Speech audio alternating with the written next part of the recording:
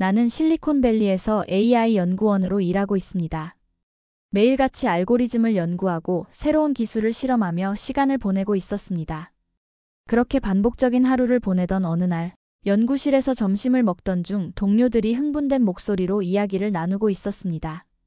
중국의 한 기업이 딥시크 DeepSeek라는 AI를 개발했는데 GPT보다 뛰어난 성능을 보였다고 합니다. 이 말이 나오자 연구실이 술렁였습니다. 중국이 AI 연구에 막대한 투자를 하고 있다는 것은 알고 있었지만 그렇게 갑자기 미국을 뛰어넘을 만큼의 기술적 도약을 이루었다는 것은 의심스러웠습니다. 몇몇 동료들은 이제 AI 혁명은 중국이 주도할 것이며 조만간 실리콘밸리의 시대가 끝날 것이라는 의견을 내놓았습니다. 그러나 일부 연구원들은 기술의 진위 여부를 의심하며 발표된 데이터가 조작되었을 가능성을 제기했습니다. 그때 지도 교수님이 연구실로 들어오시더니 조심스럽게 이야기를 꺼냈습니다. 중국 베이징의 한 연구소에서 외국인 AI 연구원을 모집한다고 합니다. 딥시크 개발과 관련된 중요한 프로젝트라는데 직접 가서 확인해보는 건 어떻겠습니까? 나는 순간 망설였습니다. 실리콘밸리에서의 생활은 안정적이었고 굳이 다른 나라로 갈 이유는 없었습니다. 하지만 최근 들어 반복적인 연구가 지루하게 느껴졌고 새로운 도전을 해보고 싶다는 생각이 들었습니다. 무엇보다 중국의 AI 기술이 정말 그렇게 뛰어난 것인지 직접 확인하고 싶은 마음도 컸습니다. 마침 연구실 동료이자 절친한 친구인 에단도 관심을 보였습니다. 우리가 직접 가서 진실을 확인해보면 되잖아. 그렇게 나는 에단과 함께 중국행을 결심했습니다. 베이징 공항에 도착하자 연구소 직원 리우 첸이 우리를 맞이했습니다. 그는 유창한 영어로 연구소에 대한 설명을 하며 미소를 지었습니다. 연구소는 세계 최고 수준의 AI 연구를 진행하고 있습니다. 직접 보시면 놀라실 겁니다. 하지만 공항에서 연구소로 이동하는 길에 나는 뭔가 어색한 느낌을 받았습니다. 베이징의 거리 풍경은 내가 기대했던 모습과 달랐습니다. 공사 중인 건물이 많았고 도로는 정리되지 않은 듯 혼잡했습니다. 연구소에 도착하자 다시 한번 놀라움을 느꼈습니다. 건물은 최신식이었고 규모도 압도적이었습니다. 수십 개의 연구동이 연결되어 있었고 최첨단 장비를 갖춘 듯 보였습니다. 그러나 연구실 안으로 들어서자 분위기가 달라졌습니다. 연구 장비들은 생각보다 오래된 모델이 많았고 일부는 아예 작동하지 않는 듯 보였습니다. 연구소에서 발표한 논문들을 확인해보니 실험 데이터와 실제 서버에 저장된 데이터가 일치하지 않는 경우가 많았습니다. 연구원들의 표정은 어딘가 불안해 보였고 대화도 거의 없었습니다. 나는 점점 불안해지기 시작했습니다. 연구를 시작한 지 며칠이 지나자 연구소에서 이상한 점들을 계속 발견하게 되었습니다.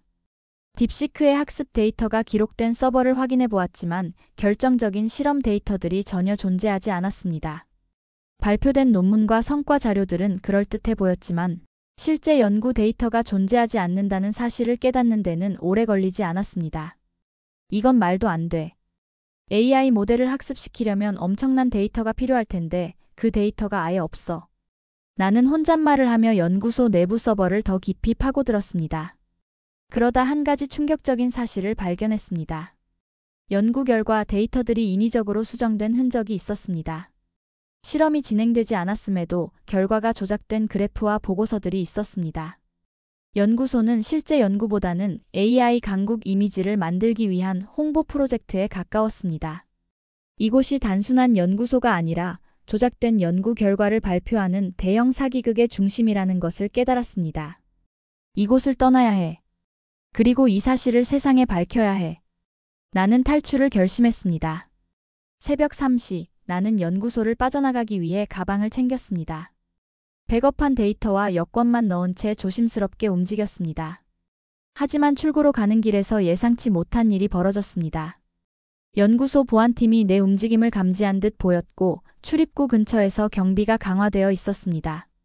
나는 긴장하며 건물 뒤쪽의 비상구로 향했습니다. 그 순간 누군가가 내 어깨를 붙잡았습니다. 제가 도와드릴게요. 따라오세요. 낯선 남성이었지만 그의 눈빛은 진지했습니다. 나는 망설일 시간이 없었습니다. 그를 따라가자 그는 자연스럽게 나의 팔을 잡고 연인처럼 보이게 연기했습니다. 덕분에 보안팀의 의심을 피할 수 있었습니다. 한국에서는 낯선 사람도 돕는 게 당연합니다. 그의 말이 깊이 와닿았습니다. 나는 간신히 공항 출국 심사를 통과했고 한국행 비행기에 몸을 실었습니다. 비행기가 이륙하는 순간 나는 결심했습니다. 나는 이 진실을 반드시 세상에 알릴 것이다. 비행기가 인천공항에 착륙하자마자 나는 깊은 안도의 한숨을 내쉬었습니다.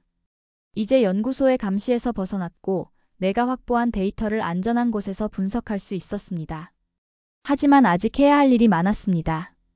한국 공항은 내가 지금까지 경험했던 어느 공항보다 효율적이고 정돈되어 있었습니다. 자동 출입국 심사 덕분에 입국 절차도 빠르게 끝났습니다. 공항 곳곳에 안내 로봇이 배치되어 있어 처음 방문한 사람도 길을 헤매지 않도록 도와주고 있었습니다. 이 작은 차이 하나만으로도 한국이 기술적으로 얼마나 앞서 있는지 실감할 수 있었습니다. 나는 서울의 AI 연구소에서 일하고 있는 김정우 박사를 만나기 위해 곧장 연구소로 향했습니다. 그는 국제 AI 윤리 연구를 이끄는 권위자로 이전 학회에서 한 번 만난 적이 있었습니다. 그때도 그는 AI 개발이 단순한 기술 경쟁이 아니라 윤리와 신뢰를 바탕으로 이루어져야 한다고 강조했었습니다. 서울의 연구소에 도착하자 김 박사는 나를 반갑게 맞이했습니다. 오랜만이군요. 갑자기 연락이 와서 놀랐습니다. 무슨 일이 있었던 겁니까? 나는 베이징 연구소에서 있었던 일들을 하나하나 설명했습니다. 그리고 내가 확보한 데이터를 그에게 건넸습니다. 김 박사는 자료를 꼼꼼히 살펴보더니 얼굴이 점점 굳어졌습니다. 이건 단순한 연구 조작이 아닙니다. 중국이 전 세계를 상대로 대규모 기술 사기를 벌이고 있다는 증거입니다. 김 박사는 곧바로 한국의 AI 연구진들과 협력해 이 사건을 국제적으로 공론화할 계획을 세우기 시작했습니다. 김정우 박사는 한국의 AI 연구소가 중국과 완전히 다른 방식으로 운영되고 있다는 것을 보여주고 싶어 했습니다. 그는 나를 연구소 내부로 안내하며 설명했습니다. 모든 연구 과정이 투명하게 공유됨. 실험 데이터는 실시간으로 저장되고 검증됨. 연구원들 간 자유롭게 토론하는 분위기. 나는 중국 연구소와 너무나도 다른 환경에 놀랐습니다. 중국에서는 연구 결과가 절대적으로 통제되었고 논문조차 철저한 감시 아래에서 작성되었습니다. 반면 한국 연구소에서는 연구원들이 자유롭게 의견을 나누고 상호 피드백을 통해 문제를 해결해 나가고 있었습니다. 김 박사는 나에게 한국이 왜 AI 기술뿐만 아니라 AI 윤리에서도 앞서가고 있는지를 설명해 주었습니다. 한국에서는 연구를 할 때 반드시 데이터를 검증해야 합니다. 그리고 어떤 성과든 거짓 없이 투명하게 발표해야 합니다. 이것이 한국이 진짜 AI 강국이 될 수 있는 이유입니다. 그의 말이 가슴 깊이 와닿았습니다. 나는 한국에서 연구를 계속하고 싶다는 생각이 들었습니다. 하지만 아직 해결해야 할 일이 남아 있었습니다. 에다는 미국으로 돌아가기로 했지만 나는 아직 한국에 남고 싶었습니다. 김정우 박사는 내게 뜻밖의 제안을 했습니다. 한국에서 연구를 계속해보는 건 어떻겠습니까? 당신의 경험과 지식이 우리 연구소에 큰 도움이 될 겁니다. 나는 고민에 빠졌습니다. 실리콘밸리로 돌아가면 익숙한 환경에서 다시 연구할 수 있었습니다. 하지만 한국에서 본 연구 환경은 너무나도 인상적이었습니다. 무엇보다 나는 AI 연구가 단순한 기술 경쟁이 아니라 윤리와 신뢰를 바탕으로 해야 한다는 사실을 깨닫고 있었습니다. 나는 결국 결심했습니다. 나는 한국에서 연구를 계속할 것이다. 이곳에서라면 윤리와 기술이 조화를 이루는 진짜 AI 혁신을 만들 수 있을 것이다. 내가 본 한국은 단순히 기술이 발전한 나라가 아니었습니다. 이곳은 진짜 연구가 이루어지는 곳이었고 거짓 없이 혁신을 만들어가는 곳이었습니다. 한국은 진짜 혁신을 만든다. 기술뿐만 아니라 윤리적 연구 환경까지 갖춘 한국. 정말 대단하지 않습니까? 만약 한국이 없었다면 중국의 AI 사기는 지금도 계속되고 있었을지도 모릅니다. 이 이야기가 흥미로우셨다면 구독과 좋아요 꼭 눌러주세요. 여러분의 생각을 댓글로 남겨주시면 더 흥미로운 이야기로 찾아오겠습니다.